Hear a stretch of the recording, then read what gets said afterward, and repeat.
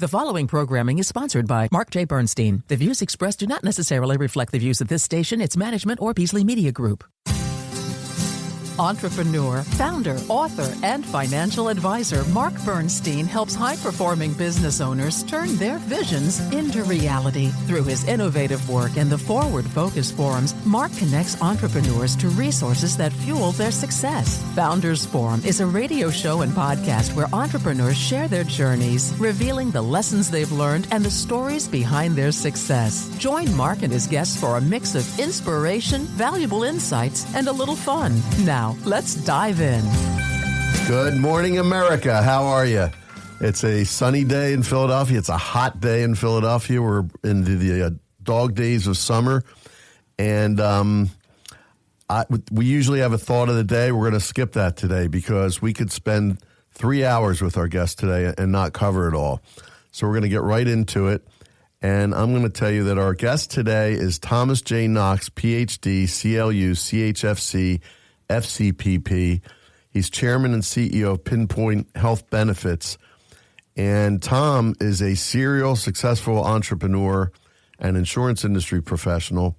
So in addition to being chairman and CEO of Pinpoint, he is the founder of Homestead Smart Health Plans and the current chairman of Homestead Insurance Company. And as CEO of United Healthcare from 2004 through 2006, Mr. Knox was responsible for overseeing all of United Healthcare's operations in Pennsylvania and surrounding jurisdiction. In addition, I might add, and hopefully we'll have a few minutes to get into this, he worked in the Ed Rendell mayoral administration of Philadelphia, and I'll just say he was sort of the Elon Musk of his day. He did it long before he did and did it better, I might add. And he also ran for mayor, ultimately, of Pennsylvania and almost won. Mayor of Philadelphia, and also governor of Pennsylvania and almost won. And he is a fascinating guy with a lot of great, rich background. And Tom, welcome. Thank you. Great to have you here this morning. So, and also, may I tell them, because you've just started another company, may I tell them your age? Is that okay? Sure. So Tom recently turned 84. He was 83 when we started talking about this a few months ago. And he's still at it, and with a lot of vim and vigor. So one of my mentors in that regard. We met at the Union League of Philadelphia, and I'm hoping to get to know him better because that's where I want to be, that and beyond, to stay active and keep creating and all of that. So let's start at the very beginning, Tom. As you told me when we were talking over a drink one evening about your humble beginnings and that you worked from a very young age. And pretty much were working and doing entrepreneurial things up until joining the Navy. So let's talk about that. Well, I grew up in public housing, and it was the Abbotsford Project on Abbotsford and Henry Avenues.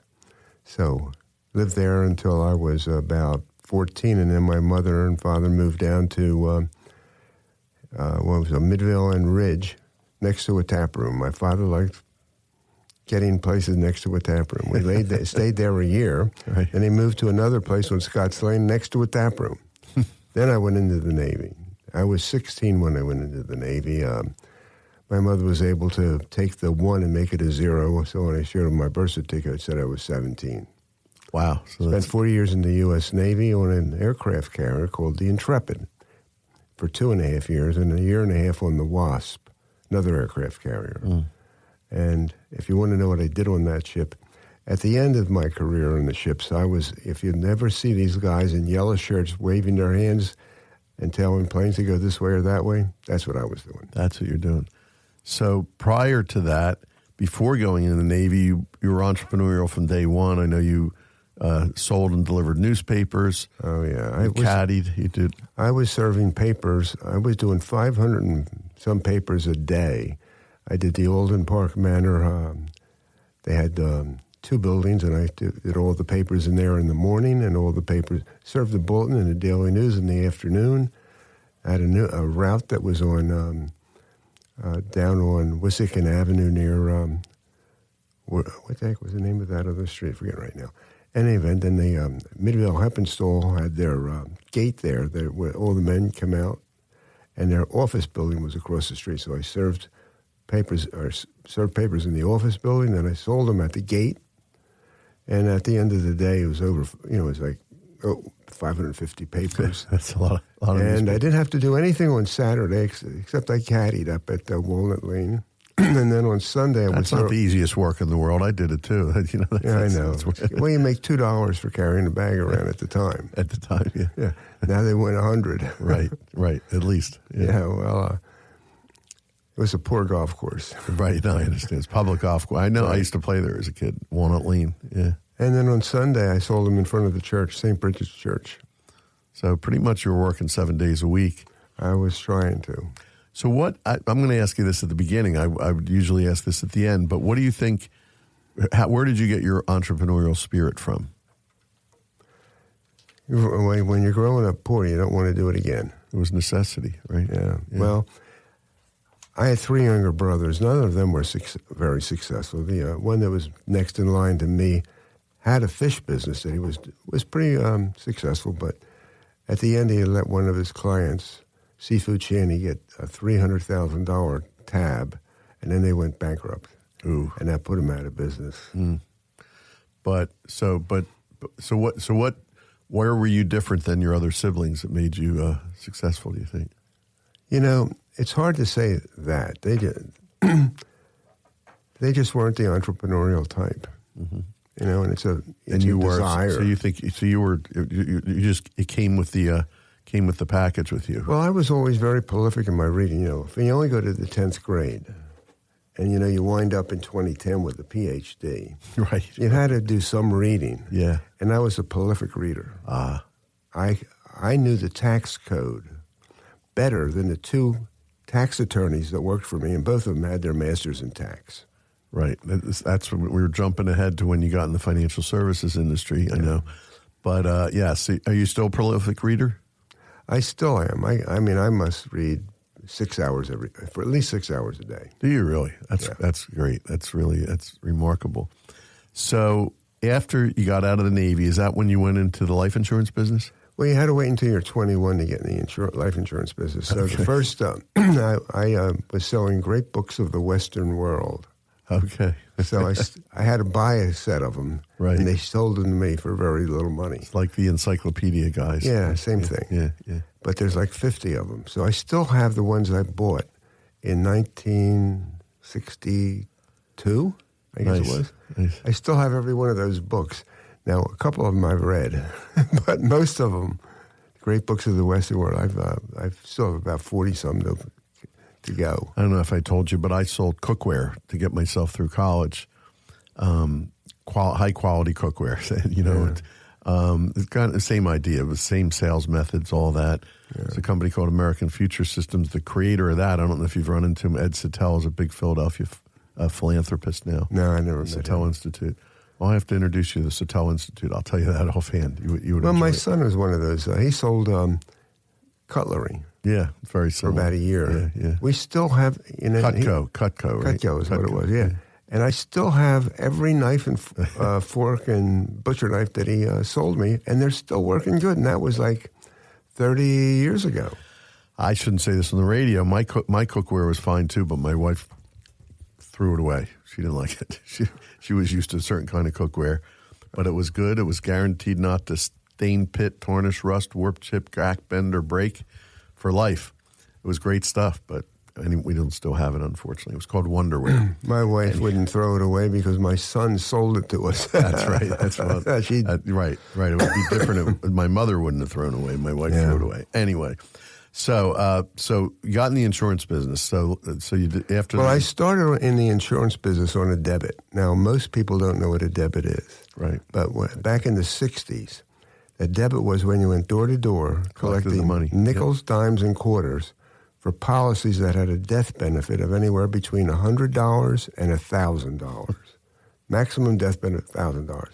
And I was going around down on Rittner Street all the way down to Oregon, on Rittner Street down to Oregon Avenue from Broad Street up to 23rd Street. And what company was that for? Metropolitan. I thought it was MetLife. Yeah. And Metropolitan Life is called it. I was their best, just starting in the business. In 19 weeks, they have the first quarter is 19 weeks. I sold 93 policies to the people on my debit. Wow. And the manager of the office says, That was more than the other 14 guys did together. So we're taking you out of that business and putting you into strictly sales. So I've done very well selling life insurance. I mean, your numbers are phenomenal. Well, back in the 80s, like in 83, 4, 5, and 6, I sold over $1 billion worth of cash value life insurance. Yeah, they weren't $1,000 death benefits anymore. No, now they're $1 million death benefits. Right. And people always want to know why I did that, how I did that. Well, it was marketing. And I think I was always the best marketer. There was only one guy that was a better marketer than me. His name was Alan Shine. He turned out to be, his wife got rid of him, but because he was scrutinizing with other women. Now, I've been married to the same one for 50 years, so I don't do that stuff. Right. But he did. Right. Gotcha. But in death benefit, I know you sold billions of dollars. Yeah, right? These policies were over $1 billion, cash value life insurance. My commissions were $9 million a year. But, I remember that I sent my qualifications in to get admitted to what they call the top of the table. Right. Now, in order to be at the top of the table back in the 80s, you had to do $12 million of insurance, cash value. Right. If you were at just $1 million round table, you had to do $2.3 million. I was doing $1 billion. I sent my qualifications. The guy that's running the program calls me up. He says, "Mr. Knox, you got too many zeros on this thing. Nobody can sell that much insurance." I said, "Oh, I did." He said, "No, you didn't." He says, "You're selling more than 96% of the life insurance companies in the United States, and there's 870 of them. They don't, and most of them don't sell $1 billion. You're going to have to get me proof." You told me a story before about you were in the wrong line to accept award. Oh, that one? Yeah, I was the leading agent for Equitable in 77, 78, 79, 80. Unbelievable, yeah. And what happened when they told you? It was a funny story when you were in the wrong line. Oh, yeah, well, that one. So I had started with Equitable in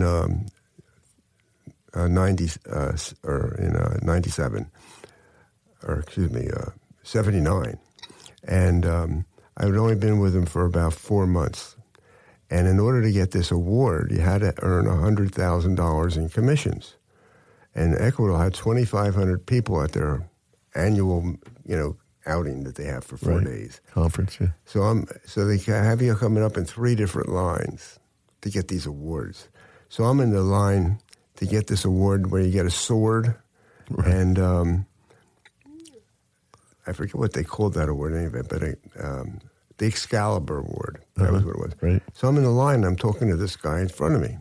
And he says, who do you work for? I said, blah, blah, blah, blah. He says, how long have you been in the business? I said, well, I started with Equitable 4 months ago. He said, holy shit, you're in the wrong line. Nobody could earn $100,000 in 3 months. Right, they couldn't believe you did those numbers. Right. That's pretty amazing. I was always very good at selling. So I want to point out, you were a lot more than a salesman, though. You're an entrepreneur because you built an organization. I know you were selling, corporate insurance. You were selling life insurance to companies. Well, I was selling non-qualified deferred compensation plans, and that's how Carr Barth. And I'm looking up in that building over there. It has their name on Across top the street. of Carr Barth. Yep. And I got George Carr and Bob Barth wanted me to come to work because I had a program that I developed to present non-qualified deferred compensation plans, and they wanted the program. Right. And so you taught them how to do it because George Carr became a big producer. Well, George Carr, he was never a big producer, but he had a big agency. Right. He didn't sell much himself, and neither did Bob. Bob actually went to the home office of Equitable. He became the CEO. No, he never became CEO, but he came in a very high, maybe even executive vice president. Oh, okay. Oh, I thought he was president. But he died before he got there. Oh, really? Yeah, Bob died young. George is still alive, I think. He must be about 90 now. So anyway, you broke all kinds of records doing that. Yep. Then what happened? Oh, you know what? Then what happened is I'm going to tell you how I sold all that insurance because people don't understand it. Well, I was going to say we got to take a quick commercial break. So we're going to get right into that right after we come back. Okay? Good. We'll be right back on Founders Forum. The Great Lakes Adaptive Sports Association, GLASA, serves athletes of all ages with a primary physical or visual disability through adaptive sports programming. GLASA empowers and supports youth, adults, and injured veterans through 20-plus adaptive sports including tennis, pickleball, track and field, wheelchair basketball, sled hockey, and so much more. Serving over 1,000 athletes throughout the year, GLASA is a national leader in adaptive sports. From June 11th to the 16th, hundreds of athletes with disabilities will compete at the 2025 Great Lake Games in partnership with the Hartford in Illinois, with competitions in archery, boccia, para-powerlifting, para-triathlon, shooting, swim, and track and field. Registration is now open and volunteer opportunities are available to help make our mission possible. To donate to GLASA or learn more, visit glasa.org.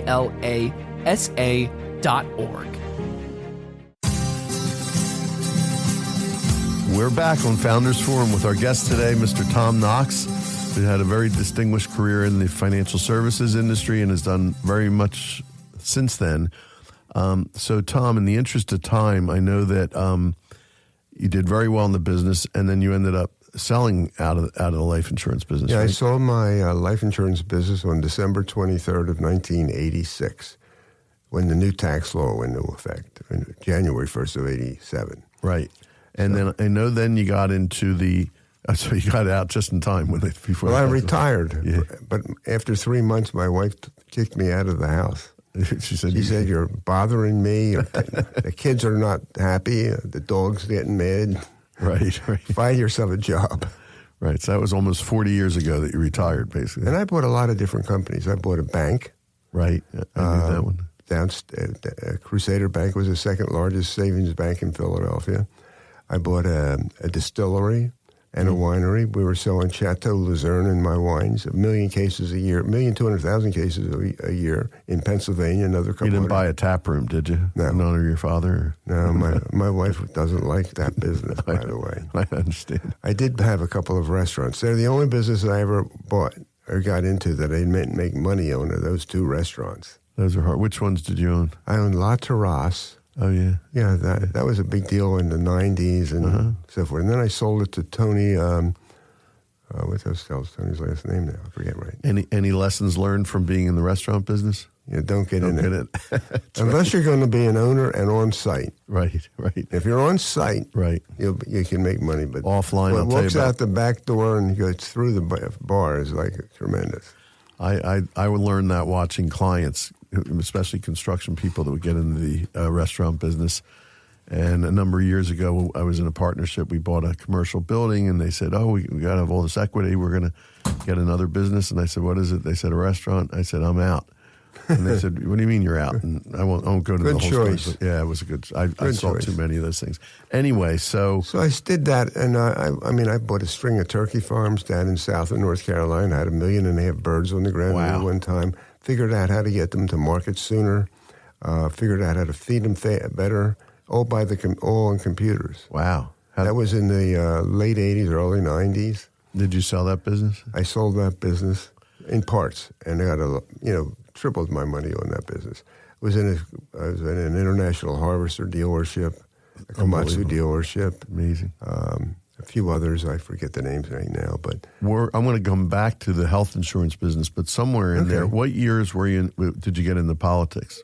When was that? Well, I became deputy mayor in '92. I was Ed Rendell's largest fundraiser and his biggest contributor. Yep. I lent him $50,000 on December 26th of 91, or 90, was it? 90, so that he'd have a war chest of $1 million. He needed $50,000. And he paid me back eventually. Nice. Took him 15 years. And then I mentioned you became like the Elon Musk of the Rendell. Well, he made me deputy mayor in charge of management and productivity. And at the time, we had a $250 million deficit on a $2.2 billion budget. And we had that running for 3 years. The state was going to take us over. He wanted me to clear it up. And I did that. And to tell you the truth, that was a lot of fun because if I could spend an hour here telling you all the funny stories about people, then what we had to get them to do.